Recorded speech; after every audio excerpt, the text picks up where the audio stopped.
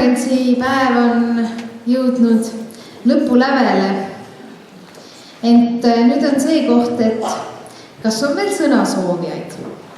Ja meieni on jõudnud info, et sõna soovib Alev Väljaots, endine Järvamaa muuseumi direktor ja praegune Järvamaa kogukonnafondi esimees.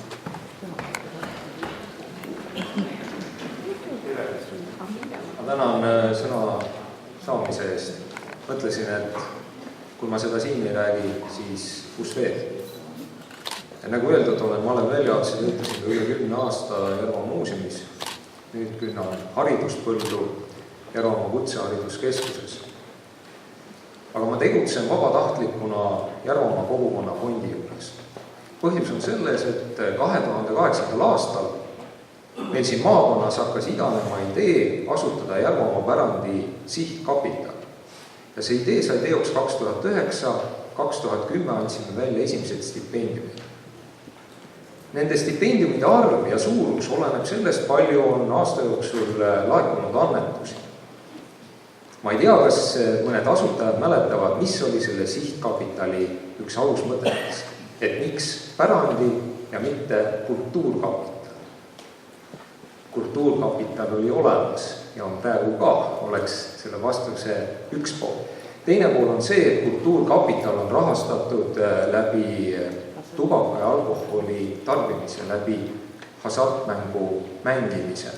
Et iseenesest ei ole mul selle vastu midagi, et need on maksustatud, aga meie kõigi kultuuriinimeste roll võiks olla see, et tegelikult sellist raha riigieelarvesse laekuks vähem. Ehk siis me tegelikult saaksime justkui nagu oma oksa, millel me istume.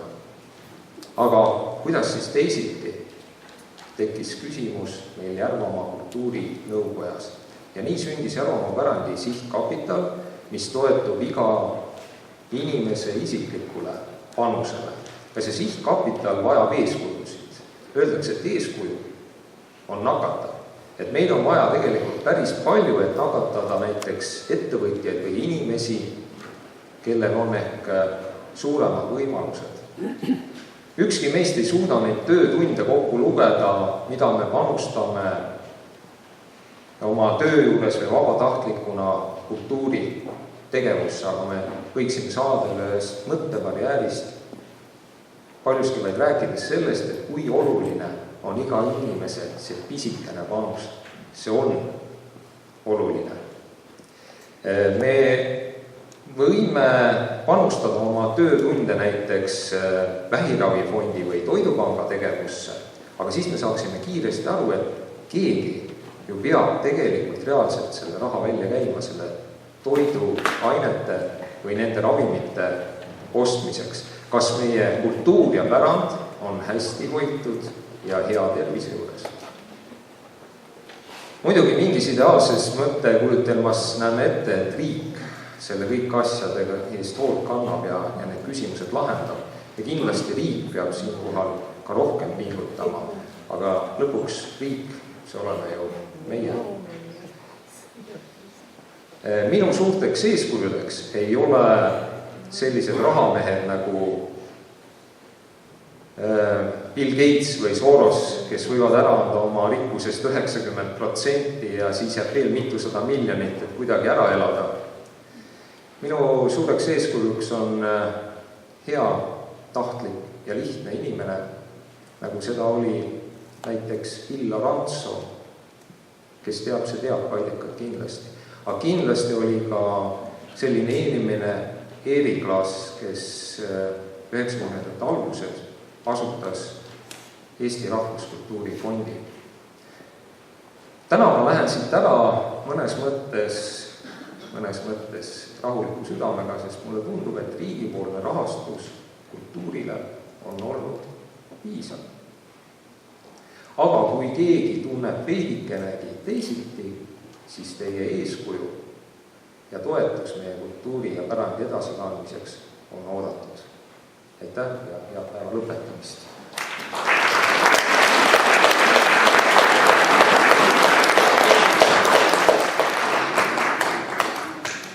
Kell hakkab saama 4.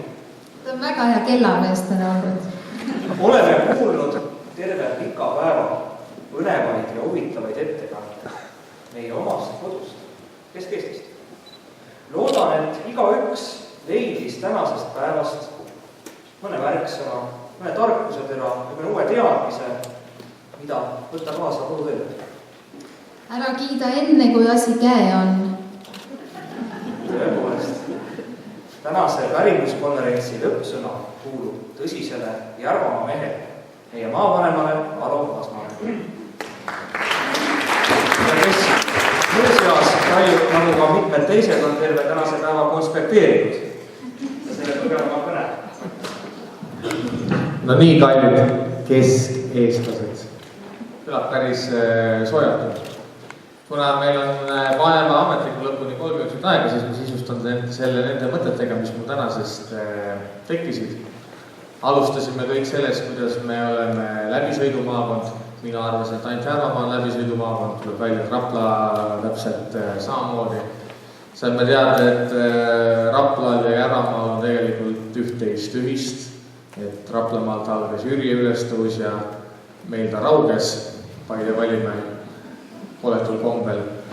Saime teada, et me ei ole maailmale andnud mitte ainult Arvo Pärti ja Anton Hansen Tammsaaret või see Suku Maasingut ja Anne Veskit, vaid et oleme andnud ka Ieva ja Anu Välba.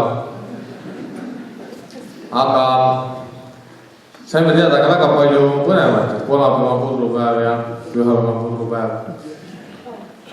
Mul on siiralt väga hea meel, et mõni pärandkultuuri asi ajaloo hõlmaga vajub. Sellepärast, et no jumal hoidku, kui ma peaksin kama hakkama soolaga sööma, siis ei aitäh, et ma pigem koliks siis Jõgevamaale ära vist. Kuigi see on ka keskist kultuuriruumi osakene vähemalt. Aga kui seda kõike üldistada, siis üldiselt on seis vist täna niimoodi, et ega me võrdväärselt Võru või Kihnu kultuuriruumiga siin Kesk-Eestis otse UNESCO-sse põrutada ei saa. Küll aga kumas igast kõnest välja seda, et kui otsida, siis leiab. Lihtne on alati öelda, et siin ei ole, aga kui me pole uurinud, siis matta suur osa Eestimaast, suur osa siin peituvast salapädevast pärandkultuurist maha on kindlasti liigusliig.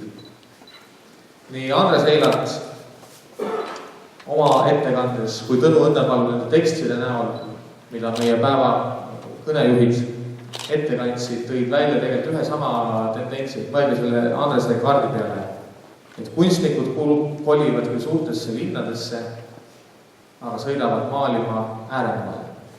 Õnnepalu ütles selle kohta niimoodi, et südamaa on alati see, mis avastatakse viimasena, sellepärast, et ääred tunduvad niivõrd palju põnevad.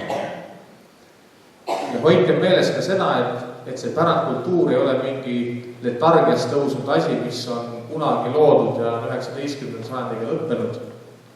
Me tegelikult kõik iga päev sünnitame ja kanname edasi oma pärandkultuuri. Ja kui ka täna me ei ole võib-olla samal pulgal tõesti selle Võru või Kihnumaaga, siis see ei anna meile põhjust seda purulusikat nurka visata ja käed rüppes edasi istuda. Sellepärast võib-olla me ei ole täna sellest küpsed, aga me oleme sellest küpsed homme, ülehomme, kui me oleme saanud luua uut pärandkultuuri, kui me oleme avastanud ja edasi kandnud seda, mis on meie esivanemad loonud, kuid milleni me täna lihtsalt ei ole veel jõudnud, sest siin Süda-Eestis avastatakse see alles kõige viimases järjes.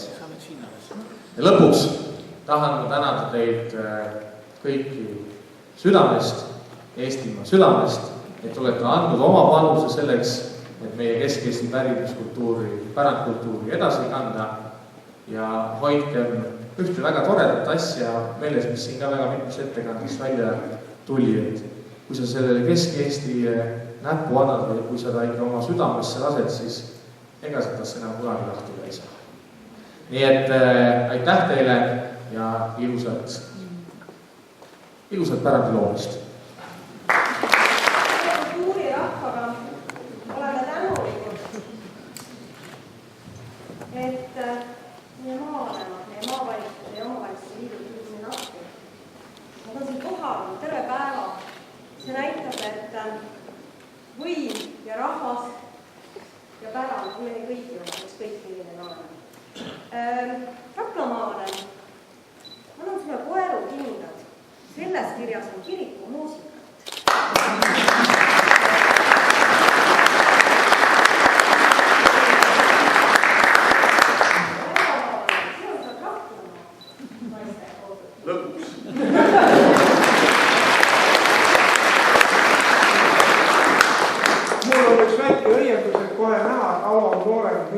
mina söön kama ainult soolased.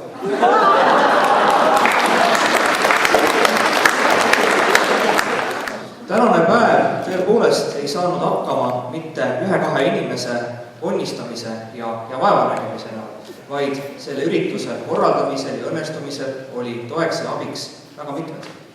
Mainiti 2 maakonna maavalitsusi ning Järvamaa Omavalitsuste Liitu, et teeme neile suure aplausi.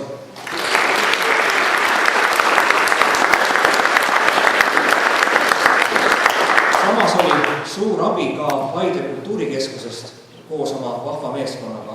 Kiitma ja tänama pean ka Järvamaa muuseumit, kes tuli ahket appi kõikide võimalike takistuste korral. Ning samuti ka meie abilisi koha peal näen Ants Leppojad filmimas, Tiiu Saaristet pildistamas, Lili Välimäed kindaid jagamas. Suur aitäh!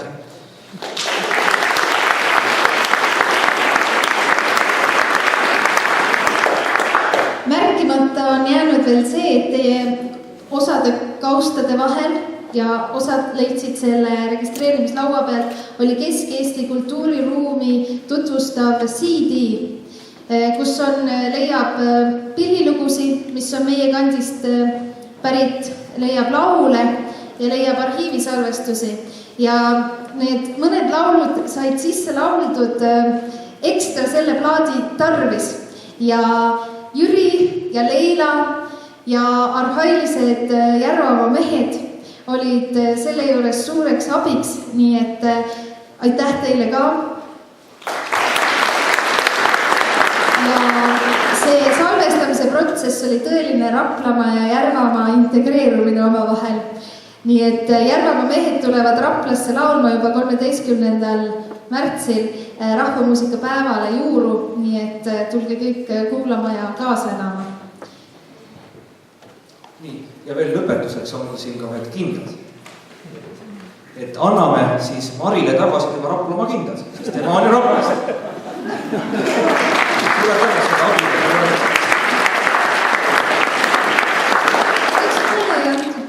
Ning kõige viimane aplaus on publikule, sest olete tõesti tubli ja suurepärane kuulajaskond, sest meil on mõned üksikud läinud ära ja kõik on olnud tublid. Teeme endale ka suure aplausi. Aitäh teile!